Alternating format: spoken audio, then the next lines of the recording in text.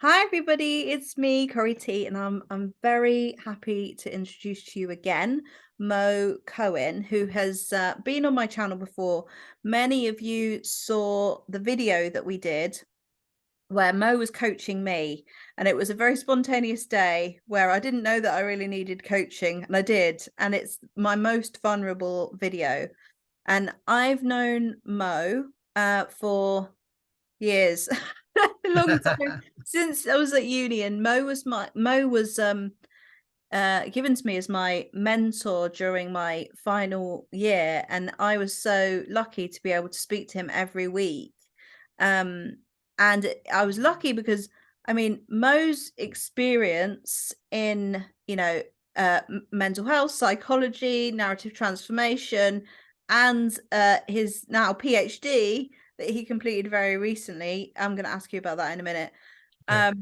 He has so much experience in coaching people. So for me, it was a very, very transformative time when I had that intensive time. And we've just remained friends basically. And Mo comes onto the Conscious Creators Masters Academy, is always a favorite.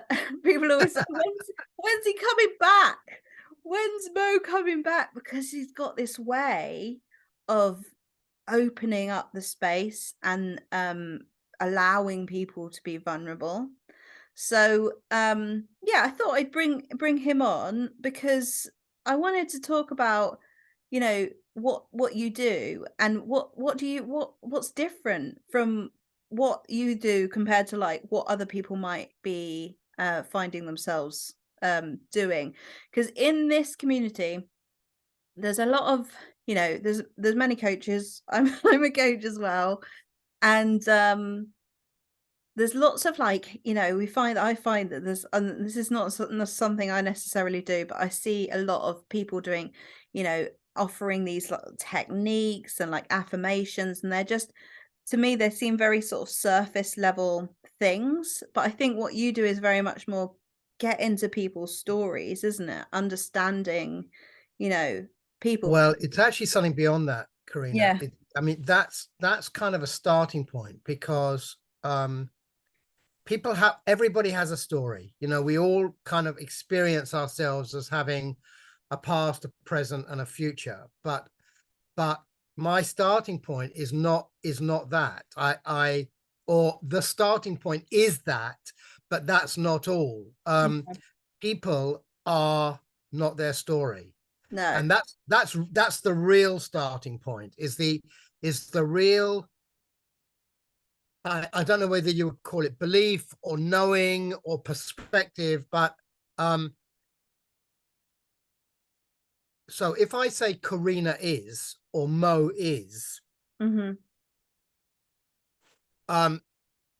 if I said to you, who are you, you tell me your story, but it doesn't answer the question it answers the question, tell me your story. What's your story? So what's the is that is Karina? What's the is that is Mo? And it's something that is beyond having a story.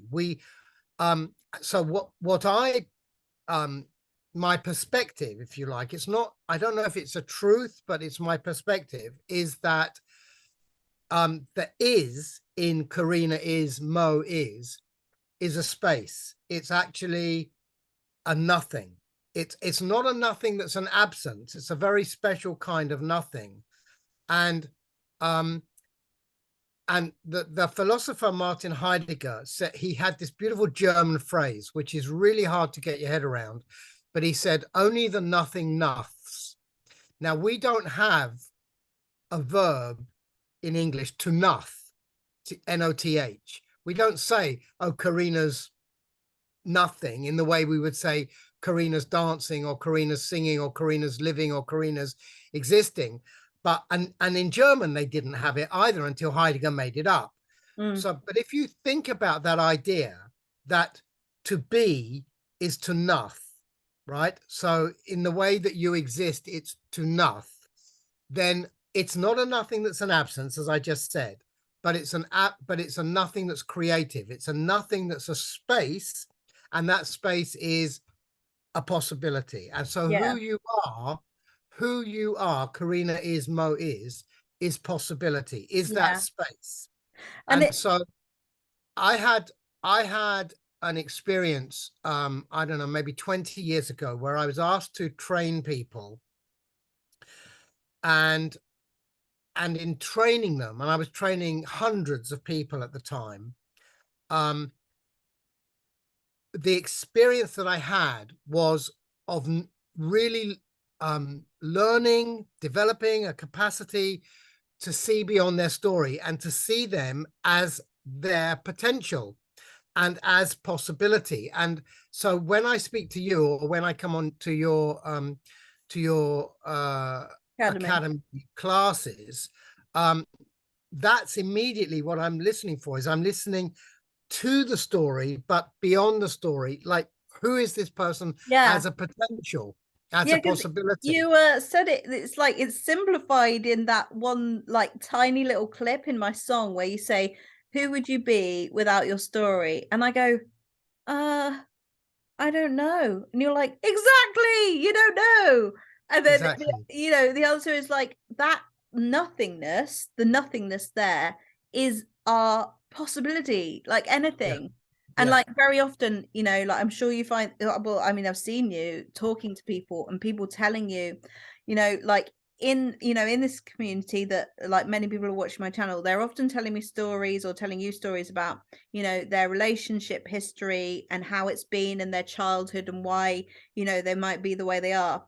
And then often what you'll say, so what's that you told me? And then it's like a story. It's just a story now. It's just a story. It's just a Yeah, we story. can't even rely, we can't even rely on the story, because so for example, in my own life, and I'm 74 years old, and I'm dealing with this, what I'm about to tell you, I'm dealing with right now, right? So this is straight from the heart, what's going on for me in this moment. So when I was 8, my sister Ruth was born. Hmm. And by the time I was 10, she was diagnosed as spastic. Yeah. So she was a spastic, and then she became mentally handicapped, and then she became now learning disabled. She's been through all the labels. Okay.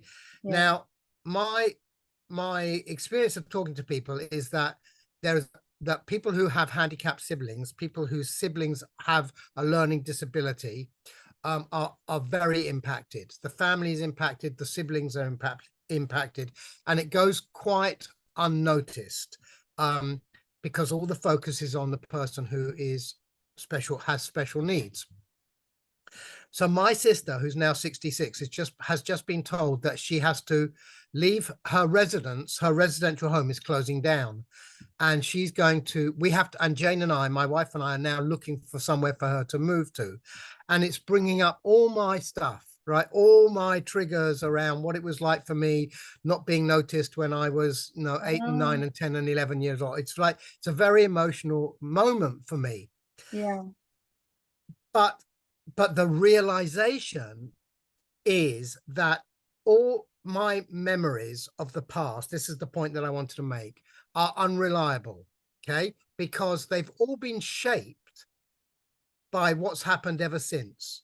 Right. So we can't trust our memories, because the thing that happened is so long ago. I mean, it might even be yesterday, but um, in the meantime, more things have happened and more interpretations have Yeah. been made by you, by others. So our memories are unreliable. Our stories are not reliable, and the I who narrates the is the story. I'm an unreliable narrator. Yeah. In Yeah. That's a narrative expression, right? So we can't trust our memories. We have to learn to be absolutely the future, the possibility that I Yeah, am. yeah, yeah, yeah. And that's what's so exciting is that in the moment, in the present, then when you have this option to sort of see the possibility rather than the past, that's Yeah, where we're creators, isn't it? That's that's where where we're creators. that's Right. where that's what excites people so much, I think, about like, creation, manifestation or Yeah. whatever, is Yeah, the we're always possibility. creators. We are Yeah, always creators. What happens is we get smothered with peanut butter, stuff, and we lose that sense of our own ability to create, but we are always constantly creating. And in fact, I'm going to run a program. I think it's going to be called Eureka. Eureka means I discovered, and it's about rediscovering your sense of creativity. So I'm going to start that in September. Yeah. And we're going to kind of unpick all the barriers to this isness that I am a creative person, that I am a creative being. Mm. So by the way, everyone, if you are a creative person, Mo's your guy. When I first met Mo, I met him because he was a guest speaker at my uni, and he came in to do a talk to a group of us songwriters, and he literally like floored us all in about 2 hours talking about the possibility. And basically we all left there feeling like, oh my God, I can actually do and be and create what I want to create. You know, all the stories of like, you know, I've always been, you know, I don't know what I remember saying to you. I've got this sort of nervousness about who I am as a songwriter. I've got this story about how my dad saw me, all these sorts of things. And yeah, we all left very, very inspired. And I think your work as well. I mean, you're a very, very creative person, and your PhD was in narrative transformation and performance. What was it? So I discovered towards the end of my PhD that you are awarded a doctorate in the subject of your research. So my research was solo autobiographical performance. So one person on stage sharing parts of their story as a transformational process. So I wasn't so interested in this. I mean, of course, I'm interested in the stories that people tell. I mean, they're fascinating and intriguing. And it's sometimes very often inspiring and moving, not sometimes, but often people's stories are really inspiring and really moving. But the bit that I was particularly researching was how do we make this process of devising a performance, and it can be any kind of performance, it can be making clay pots, but how can we use this process as a moment of transformation, a transformational process? And I kind of discovered some things about that. So that's what my degree, that's what my PhD is solo autobiographical theater as a transformational process. I remember doing a session with you once, and we were talking about like the process that you know you do like with a person who might be with you like one to one in this situation. And and I remember it being really interesting because you were talking about the performance of the self, which by the way is really interesting because that was my dissertation at uni. Yeah. So we're similar. But like yeah, you were talking about the performance of the self and the performance of a version of the self, and then a performance of a new version of the self and the embodiment of that. And then you said to me, well, can we do a performance from your dad's perspective? You know, and I thought that was so interesting because I was like, Yeah. oh yeah, because often like, you know, we look at our stories and we have this kind of pain associated with them and the people that were in them. And then when we can like if you go into the sort of step into their shoes and sort of see how they were living, you can see things from a new perspective Yeah, and then exactly. create Yeah. transformation. Yeah. Yeah. Now this is where so I arrived at my PhD because I'd been thinking about all of this before I discovered theater. That was maybe another story. Maybe we'll come to it. But so I discovered theater, and I did my own one-man show. And the bit of it that connects to what this Heidegger nothing being the clearing, being the space, and theater is that if you imagine that you were to go on stage, you Karina were to go on stage and you were going to play Ophelia, okay? Well, in order that Ophelia appears on stage, there has to be no Karina. The more Karina is absent, is not there, and Ophelia appears, the more authentic Ophelia is. Yeah. Now, that becomes more, I'm going to say more difficult. I don't mean more difficult. It becomes trickier, let's say, when Mo is going to play Mo. It's like, how does Mo evacuate in order that another character called Mo, who is Mo, who's telling Yeah. Mo's story, shows up? So when you show up like that and you really do evacuate, now Karina wants to play Karina's dad, but Karina's dad steps into an empty space, right? Where Karina has evacuated. So the character dad, played by Karina, you, Karina, not the character, you, Karina, who's off stage, can go, oh my God, I never realized that about my dad, Yeah. because you have so fully embodied him. Yeah. You've so fully embraced his perspective. And that's the narrative technique, if you like, of finding contradictions, finding alternatives, finding options to your story, other options. It's like, oh, I saw it like that. My dad saw it like that. Okay, well, what does that tell me? What does that difference tell me? And Yeah. different information is indifference. Yeah. Yeah. It's and also, yeah, like, just because being able to like shift your, your story and your perception of yourself based on these experiences is so powerful, isn't it? And also, I think the other thing, like, just bringing it into like this community, there's something that often people are saying, which is, embody the version of you that you want to be, basically. People are often saying that, and often people don't really know like how Right. to go So about that. that connects. What you just said is people, no, how to say this. So if you ask somebody, if I ask you, or if you asked me, what's my story? Now, you might well have started this conversation by saying, Mo, tell us your story. Yeah. And, and I've got, and you've got a kind of a fixed story that we tell. I was born here, I grew up here, my parents were like this, I grew, then I went to school here, and then I went to blah, blah, blah. And it's what's called the dominant story. And Yeah. we can reliably tell it in different time, at different times, in different places. Doesn't matter where we are, we'll tell that story. Yeah. But when I ask you, tell me about that, right? That I'm asking you to tell me about is the exception to the rule, the exception to the dominant story, the contradiction, the moments that stand out, the moments that are sparkling moments or are distinct from the rest of the story. And then I can ask you about another distinct moment, another sparkling moment, another contradiction, another exception. And we can build up an alternative story to the dominant story, which is Yeah. the story of possibility. Yeah. And they just get neglected. They just get forgotten. They get overlooked. So Yeah.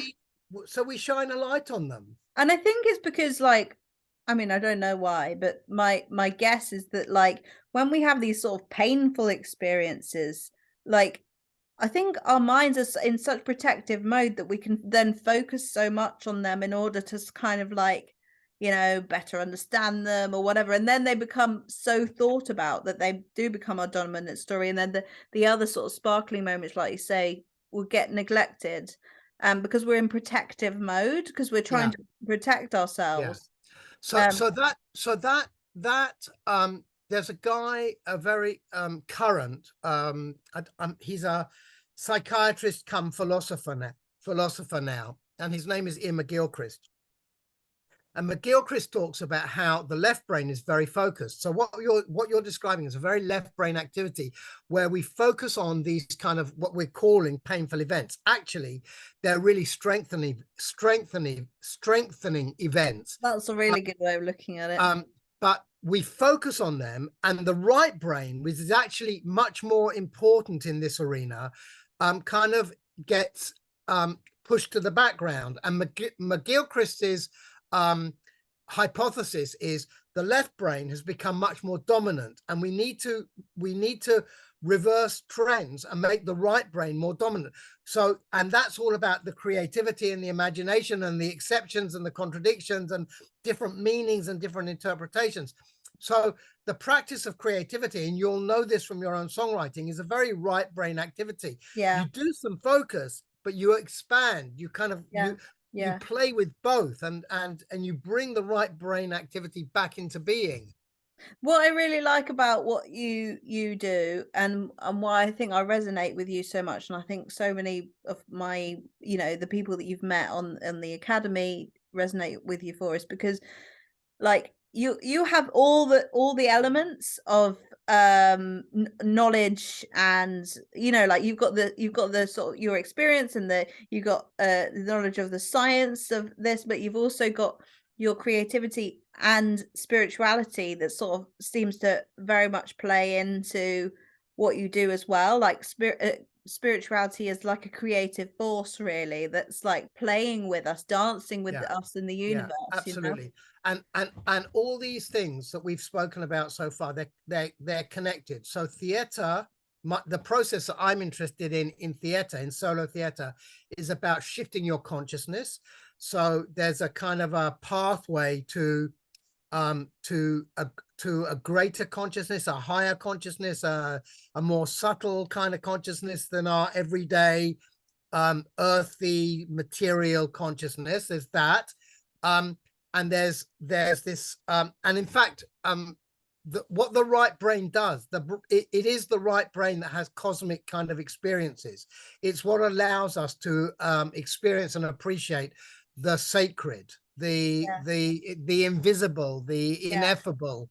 Yeah. and and and I think your groups have that. Certainly when I've been in sessions, they've had that very sacred relational dialogic kind of feel to them. You create an environment where those kind of sacred experiences can show up. That's Yeah, the I space that think you're providing. I think that's I mean, you know why? Because I think I was inspired, I've said this before, but I was inspired by the 12-step program, like I did when I was doing my master's degree. And like, in that space, in these group settings, I just think that the vulnerability that comes when people put themselves in a situation where they're going to explore themselves and they're open to being vulnerable creates this community that feels very safe, and that's what I wanted and had intended on creating. And I think that's what brings it out. Community really does, like, and vulnerability, like the two things. And I think that's what you're really, really, really good at. Like, I always Yeah, say this, like, every single cohort that we've had, like, whenever you've come on, the group has kind of been a little bit timid for a while, and then you come on and then they're like, like, their stories, we hear more about the people, and you create this kind of, I see you, and I yeah, see your experience, that makes people feel so yeah. safe. So So, go on. sorry, I was just going to say that. So what you did there when you went, people go, is the out breath. And honestly, so much of this is all about the breath. It's like, well, breath is being, and breath is spirit, and breath is probably soul as well. So when you allow people, and you said it as, I see you, um it's a kind of a seeing. It's a kind of a seeing that's not just um it's a relational seeing. Yeah. Yeah. It's if you've ever, anybody who's watching this, or listening to this, can think about a moment that they've had either with a loved one, or a child, or a sunset, or a horse, or a dog, or even a tree, right? There's a moment where that dialogue of seeing happens, and the reason, or the phenomena, is that there's nothing between. There's nothing between me and the sunset. There's nothing between me and you. There's nothing between me and the horse. And now what we can say is, there's no story. There's no Yeah. attitude. Yeah. There's no Yeah. opinion.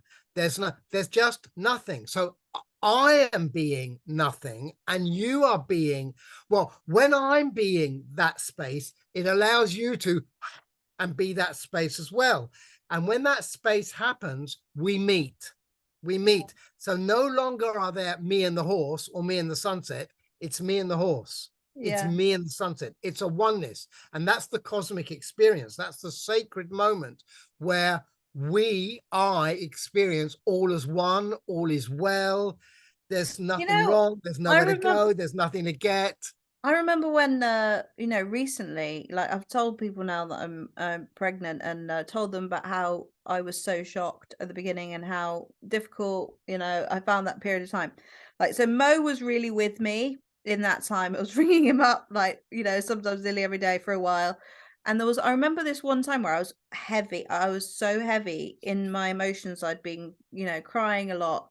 And there was something you said to me which literally lifted me out of it, and it was basically the essence of what you were just saying. You were Yeah, saying, "What is in the dance between you when it's you and the universe?" Like, you said something along those lines. Basically, when it's you and you connected to the universe, and there's nothing in between that, yeah, and there's nothing yeah, separating it. What's that? And I just went, and yeah, I had this connection to myself, and it removed yeah, my yeah, distress, and yeah, it was like I remember being like, "Oh my god, I'm gonna be yeah. okay." I think you were in Malta when we did that. Oh, no, Um, it was in January. No, that was another time, another similar thing in Malta right. when I was sitting in the cafe and I had a Yeah, similar in the thing. Yeah. cafe. Yeah, but I do remember that question because I wrote it down because I'd never asked it before. It was just like a spontaneous question, and I can't remember exactly how I phrased it, but I absolutely remember the experience of it. And Yeah. it was remarkable to watch that happen. It was just like,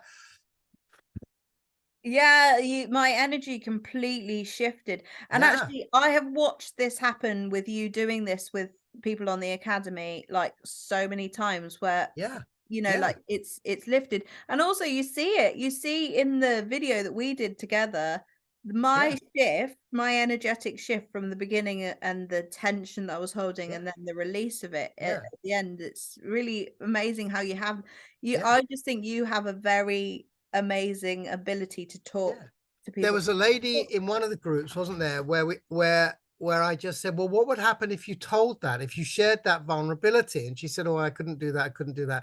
And then when she came back to you, she came back and she actually came back to me as well, together, both of Oh, us. yeah, yeah, yeah, And yeah, she yeah. and she said, yeah, well, I was in the lift and I went downstairs and he was there or she was there, and I just shared this and we had this amazing connection in that moment. So because what happened was her story about what would happen if she showed that vulnerability, she became the author rather than the character in the story, and she rewrote her own story by Yeah, saying, I that am was going to share that, I that am going was to do that. that actually was life-changing for her, It was life changing. That that was such a moment of transformation, because she very much realized that her vulnerability was safe, and, Yeah, that it was safe for her to express her yeah, truth, yeah, which has been closed yeah, up for a long yeah, time, and she did it in such an open space with other people, yeah. and it's like, yeah, it was really good. I So with remember. your program that you're doing, what was the aim of it, do you think? And who's it for? Okay, well, it's I don't want to say it's for anybody because and it is for anybody because we're all creative beings. But we are going to have somewhat of a focus with people who want to write, who want to sing. I'm working with another lady who's a singer-songwriter, composer, musician called Beverly Harling. Um, we're going to do voice, we're going to do theatre, we're going writing, prose, collage, photography, photojournalism. It's gonna be a creative inner process.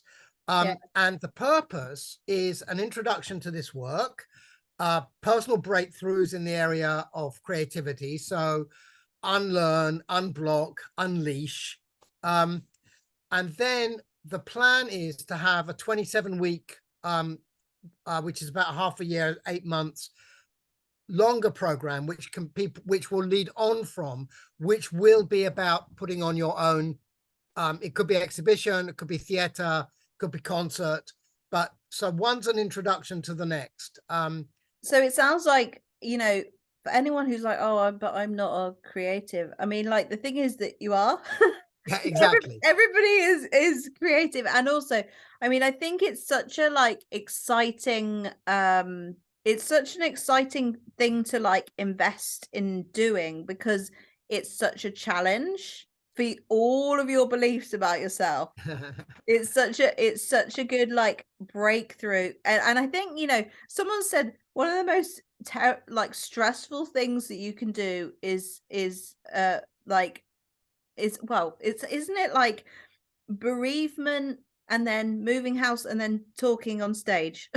And having a baby. And that okay, yeah, having a baby, that's really stressful too, Yeah, but they're all the big life experiences. Yeah, but yeah, no, the thing you're saying about speaking on stage is people would rather die than speak in public. yeah, and so that's, like, such a I mean, for anyone who's looking to increase their confidence and Yeah, get to know a new side of themselves, yeah, uh, that sounds like a really good thing to do. yeah. I if it I So guess go on.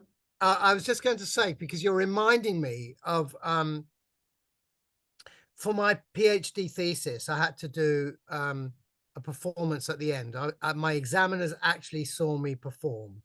Now, my story when I was 11, I went to grammar school and I was written off as not musical and not artistic. I mean, that Alright. was it. You know, at 11, the art teacher, Miss Ward, said, you know, you're not artistic. You're never going to be artistic. Mr. Weston, the music teacher, said, you know, put me at the back of the class, you know, furthest away from the piano because I wasn't musical. And that was it. That was it. And for 50 years, 60 years, I really believed what they had told me. And then there I was performing actually on Zoom. My because of COVID, I did my final performances on Zoom. I sang, I performed, and I was artistic and I was musical. And those narratives got shattered, and they got shattered Yeah, forever. It's like there's no exactly. coming back. You know, No. I crossed the Rubicon with those. Yeah, I would like to do it for, like, dance because I've always Yeah, had this narrative in my head of I'm not very good at dancing. yeah, yeah. I would love to do that, but I think it's gonna be yeah, I think it's gonna be really amazing experience for the people So who just do to it. tell you that Bev, who I'm working with, she's currently, so we met because exactly in a, well, not exactly in a similar way that I met you. Yeah, I did an open evening on my about my coaching. I did a bit of coaching with her. She rang the next day, said, "Can we carry on the conversation?" After a while, it was really clear that we had some kind of really complementary skills and a real chemistry between us. And so I asked her if she'd like to work alongside me, and our learning process for the last 12 months has been me directing her one woman show. yeah, And the connection is that she's not a dancer either. But yeah. but she's about to this week do 3 days rehearsal with a choreographer so that she can dance on stage. Oh, Again, wow. shattering an old story. Yeah. Yeah. Really letting go of a narrative. So, Karina, there's absolutely no reason. If you want to dance, you can dance. And I will support you in having that breakthrough. No Oh problem. my god, I would love to do that. Yeah. No problem. We'll do that. That's our Yeah. next challenge That together. is the next challenge. Yeah. That'd be really cool. Well, it's just been a really interesting conversation. Always very nice to have you So back on the lovely. channel. If you guys if you want any more information about Mo, what he does, if you want to ask him about his program or anything else he does, then I'm going to leave his email address below so you can email him directly. And yeah, and you can leave some comments below if you want to. We'll check them and answer your questions if you have any. Absolutely. And I'm sure we'll do another video. There's always something we've got to talk about, isn't there? Absolutely. So, yeah, right. Thank you for coming. Thank you. Thank And you. yeah, and thank you. And we'll see you in the next video, guys. All right. Bye. Bye.